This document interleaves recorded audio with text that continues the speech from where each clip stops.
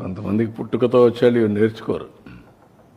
కొంతమంది కొన్ని చేస్తూ ఉంటారు, కొంతమంది చేయరు. వాళ్ళకి అదంటేనే వాళ్ళకు, అందుకే అది జరగకుండా చేయడానికి ఏం చేయాలో అవి చేస్తారు. ఇప్పుడు ఉదాహరణకు అందరూ యోగా చేస్తున్నారు అనుకోండి, రాష్ట్రం అంతా పాజిటివ్గా వచ్చారు.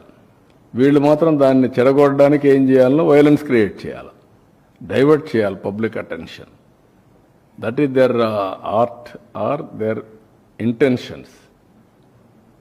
అందుకే క్రిమినల్స్ ఎప్పుడు కూడా క్రిమినల్ బ్రెయిన్సే పనిచేస్తూనే ఉంటాయి. వాళ్ళకు నరికేస్తాం, చంపేస్తాం, రఫాడతాం,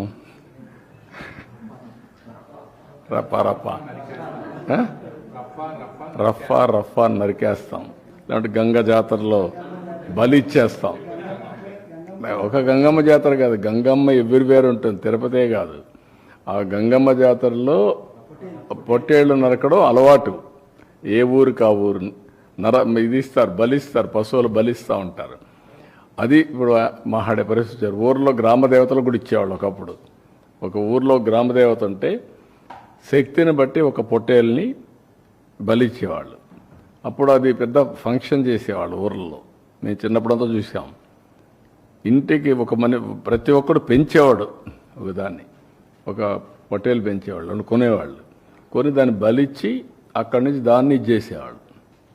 అట్లా ఏరియస్ అంటే అంత ఆ స్టేజ్కి వెళ్ళిపోతున్నారు వీళ్ళు. ఏం చెప్తా, డెఫినెట్గా చట్టబద్ధకి వస్తుంది. ఎవ్వరికి కూడా హక్కు లేదు ఇష్టానుసారంగా టెర్రరిజం క్రియేట్ చేయడం, లేకుంటే ప్రొవోక్ చేయడం.